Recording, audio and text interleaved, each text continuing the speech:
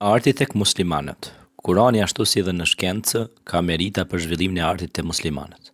Leximi dhe recitimi i Kuranit krijoi shkallësinë e melodikës së Kuranit, ruajtja e tekstit të Kuranit inicoi zhvillimin e kaligrafisë, xhamit kërkonin arkitekturën dhe artin dekorativ.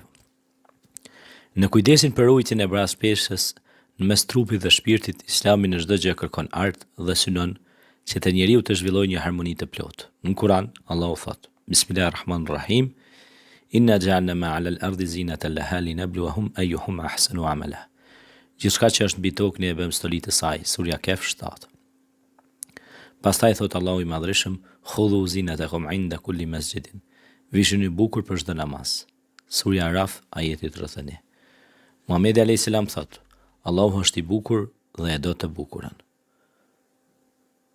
Ekzemplaret e Kuranit janë zbukuruar me ngjyra të gjalla dhe është kushtuar kujdes i veçantë lidhjes së tyre.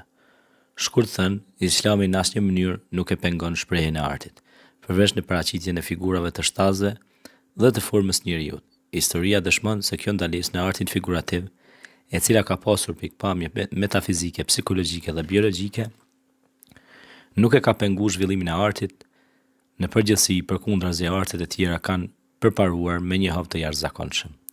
Veprat e mëdha ndërtimore të jashtëzakonshme, si Xhamia Sulejmanie në Stamboll, Taj Mahalli në Indi, Alhambra në Granada të Spanjës dhe shumë të tjera në mbar botën e gjerë islame, janë kryevepra të vërteta të dorës së njeriu, të cilat ma gjepsin syrin me harmoninë dhe zbukurimet e tyre.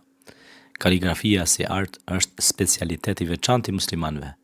Përdoret në të shkruar ose si ornament në fotografi, në tapiceri e tjerë.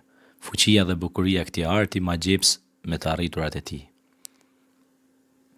Gjithashtu edhe ilahit dhe këngët, gazele, nën patronatin e sunduzëve dhe njerëzit pasur shënuan për parim të dukshëm. Në këtë drejtim në veçanti janë shquar El Farabiu, Ibn Rushdi dhe të tjerë, të cilët i plotësuan të arriturat e melodisë greke dhe të asaj indiane. Ata përdornin shenja për shënimin e toneve, notave, ndërsa në veprat e tyre flasin për shumë instrumente.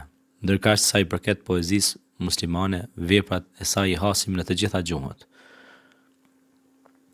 Një ndër poetët më të shquar në kohën e Muhamedit alayhis salam ishte Hasan ibn Thabit, i cili u kundërpërgjigjej kundërshtarëve të cilët ofendonin me të njëjtën metrik dhe stilistik letrare, por me të mirë, ata me të keq, ai me të mirë.